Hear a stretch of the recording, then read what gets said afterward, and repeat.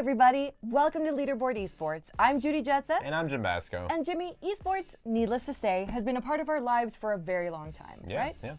So I figured now we could take some time to reminisce and think about the moments that made us love esports. Yeah, you know, esports has been around for quite a while now. It's nothing new. And I gotta say, it's been a while. It's been a kind of a long love-hate relationship that I've had with esports. Really? Yeah. Okay, take us back. Dude, I gotta say, it starts way back when, maybe CS 1.6, maybe pre 1.6. Yeah, I was yay big about, and I have an older brother, right? I have an older sister too, but my brother's the oldest, followed by my sister, followed by me.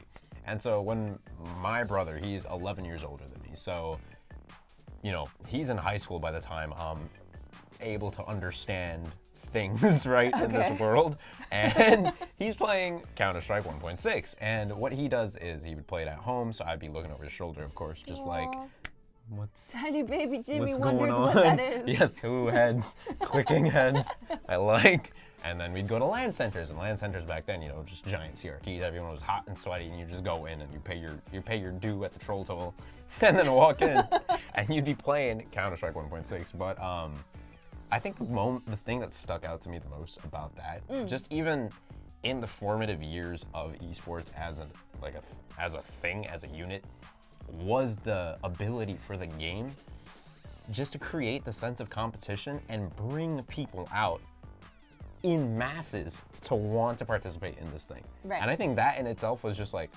wow, I didn't realize other people were gonna come outside, you know, outside to be inside, but, you know, to play games. And I was like, even when I was young, I was like, wow, that's really cool. Like, there's something happening here. There's some power here that's attracting people. Right? Yeah, there's like a shared moment that everyone had. Because either way, like, especially because esports is not just people getting together and playing games. Esports is competition. Right. There are tournaments happening there. There are people setting themselves up and establishing a community of like, people were like, I remember some of those LAN center days, and like people would tell me about things like, you would establish like dominance. You would take hold of places like that, and you were the dude to beat at some of these places. So like I can imagine like the sense of community and camaraderie you feel. Absolutely. And it's like, dude, back in the day, like but like back then, you know, they didn't have all the I guess all the Discord capabilities. Like, even though they had communication, it wasn't up to par with, you know, what it is now. And they had, you know, clans and stuff in CS, like, and clans meant something back then. I feel like clans, you don't hear that being used in that was definitely an old anymore. Like StarCraft term for me. And it's like, I remember my brother's clan was called Last of the Non-Hackers, right? It was LNH, because he and his friends would get into servers and they would go knife only, and they would win matches. What beef? Yeah, and I was so like, dirtbag. what? It's so dirty. They would be bunny hopping around the map and knifing people in the back. That's actually really cool. I was like, that's ridiculous. CS 1.6 was so imbalanced though. It was so broken. It was crazy. T-side OP. But Judy, you know, let me know. What were your formative moments? So for me, I was an only child, right? So like games, I enjoyed games on my own. Like when I was younger, I would play like Nintendo with my mom, and like that was the extent of it, right? I would play these like platformers, I'd play The Sims, I'd play all these basic I'd play RPGs and stuff like that. And then I got a computer that was like halfway decent, and I got, I think Left 4 Dead was like my first shooter that I mean, I had Counter-Strike Source, but like I didn't really bother with it. By the time I got to play it, like everyone I knew was really good at it. So like I didn't really bother with multiplayer. I would just like deathmatch or gun game or something random, right? But then Left 4 Dead, for some reason, just like drew me to it. And I invested so much time in that game. I invested so much time and effort in that game that it's almost embarrassing.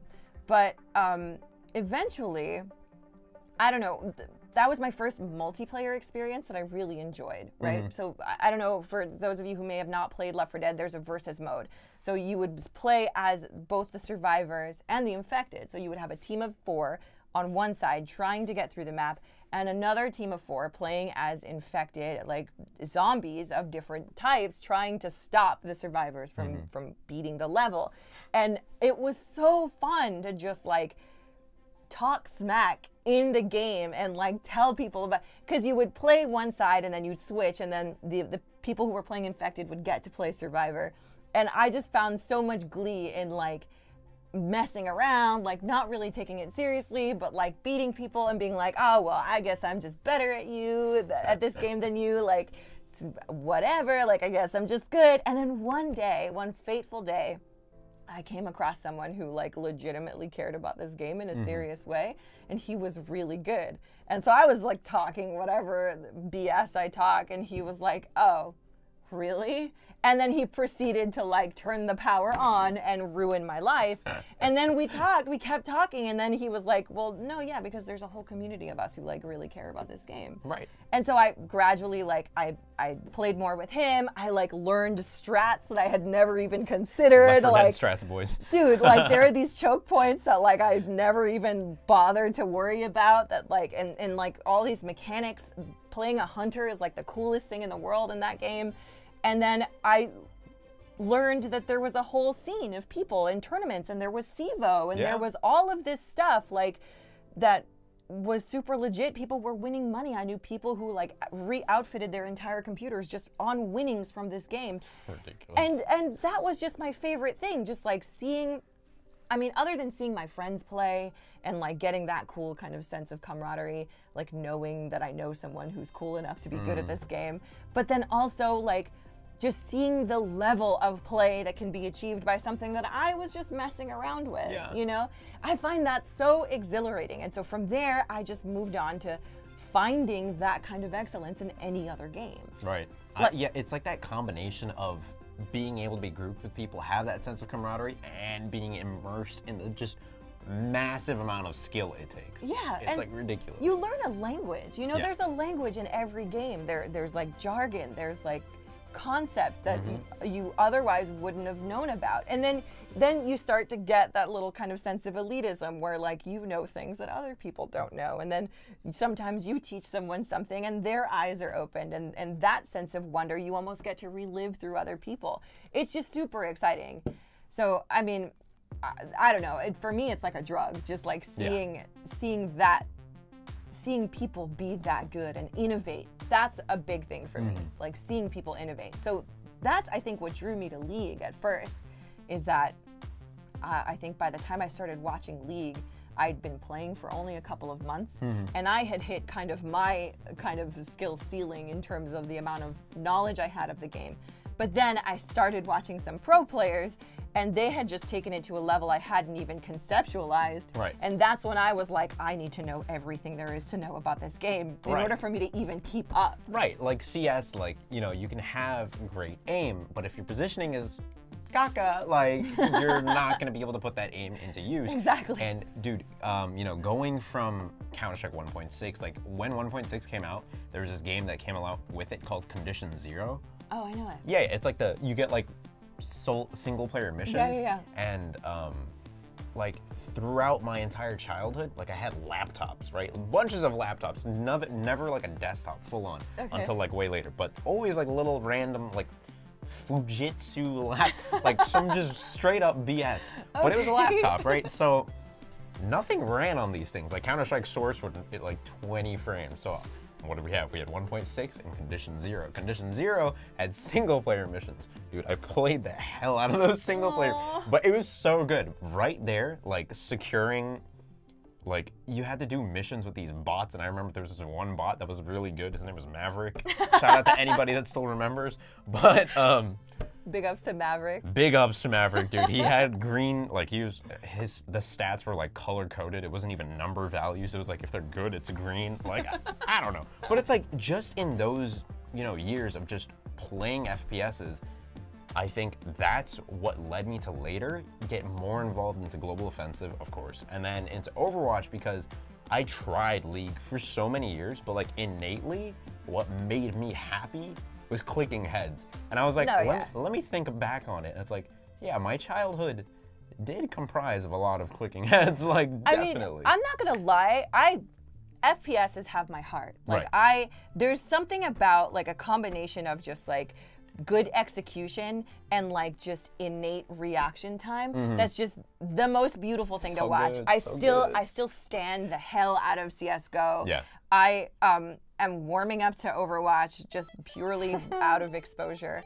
But really, FPSs are my favorite. What I love so much about League and what's iconic for me is to see the level of tactical strategy. And that's something that, of course, you can see to a certain extent, but I feel like it's limited in FPS because there aren't other things you have to think about, like the items, like power spikes, like certain things that I think League just encapsulates so well. And a lot of people give me crap for this, right? They make fun of me. But one of the big draws in esports for me was following Team Rock Solid, which ended up being Team Dignitas. I don't know if you have like a specific team that you stand. I kind of do. You do? Yeah. Okay, we'll start with you then. So No, you Come Team Rock on. Solid. You go ahead first. No, dude. Yeah. Okay. So for me, my favorite team in the history of all of esports is gonna comprise of Scara, Jat, Cutie Pie, Patoy. No, Patoy wasn't supporting. I think it was Locust. He didn't really. Potentially. No. I don't think Patoy was supporting when Jat was jungling. I think it might have been Locust at the time, who was kind of irrelevant. But either way, and I even forget who their top laner was. Was it Crumbs at the time? Oh my God, it was Voy Boy. Voy Boy himself. Yes, the kid, dude. How can I forget? God, those guys were monsters. I think, see, what I loved about it is that they encapsulated what I loved about FPS, right? They had ridiculous execution, but they also had amazing kind of split-second decisions that they would make. They took these ridiculous risks that were completely unheard of. They did things that were reckless on paper, but there was a method to their madness. And when they came out on top, it was just so flashy and so like brilliant. And the way that they talked about League, like the reason why Jap ended up becoming one of the first like full-time Riot casters is because of the way he would be interviewed, right? So after these games, I mean, obviously some kids are kind of not trained to be on camera. Some of them are a little more awkward than others, but then people would... We're leaving that there.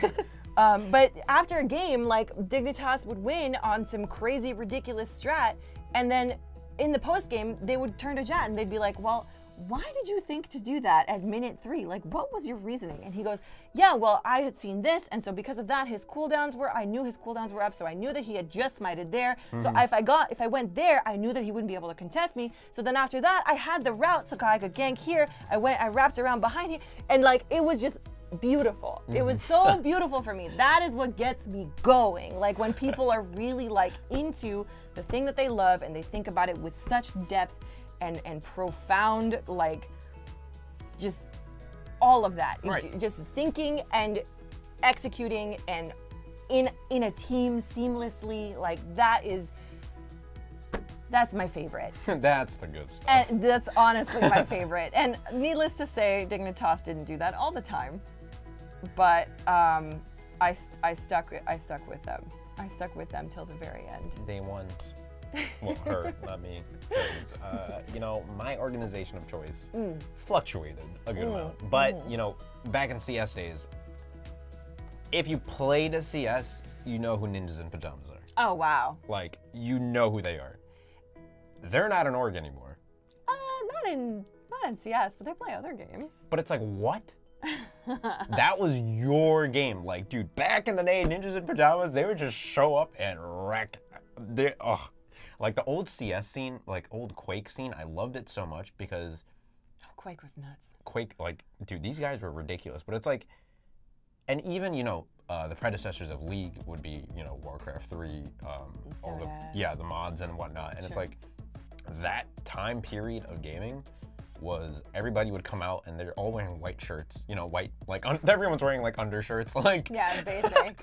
Those are the signs where you get the picture of the guy hanging from the ceiling, like duct taped, playing like on his computer, like that's the era. The real underground. Yeah, the Need for Speed underground. No, But That's a good game. definitely Ninjas in Pajamas, CS, because they were iconic, and that embodied what it meant to be successful in Counter-Strike. And, you know, I always saw, like, European innovation, CS are boosting and stuff. And I was like, oh, what is this?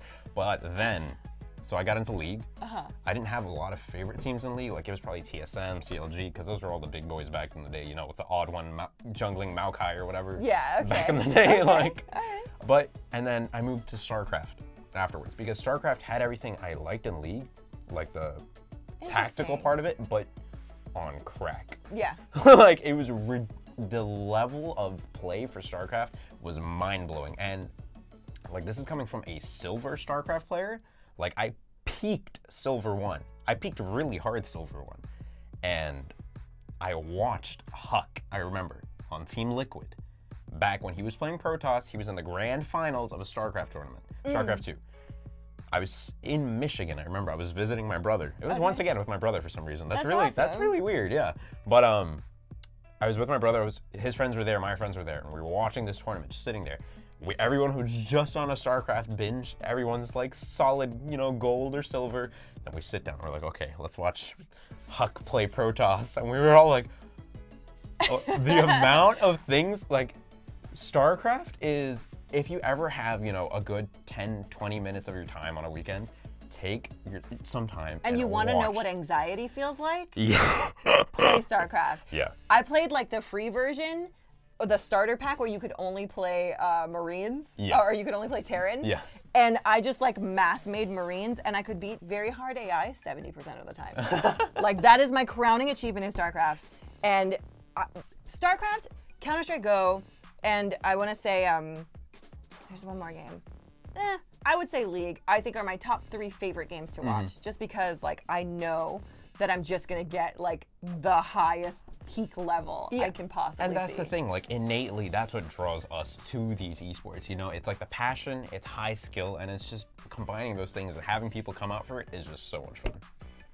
Honestly, esports is going to be a part of my life forever. Yeah. And I'm really happy to not only see that so many people love the same things I do and can come together and enjoy it. What's your favorite moment of esports history, or, you know, what really got you into esports in the first place? Let us know in the comments below, and we'd love to find out. My name is Jim Basco. And I'm Judy Jetson. On the Leaderboard Esports. Leave a like, subscribe if you haven't already, and hit that bell icon to become part of our notification squad today to find out when we upload our videos. Can be a couple times a week, so if you love content about Overwatch, League of Legends, or esports in general, you're going to want to keep your eyes peeled. We will catch you guys next time. Thanks for watching.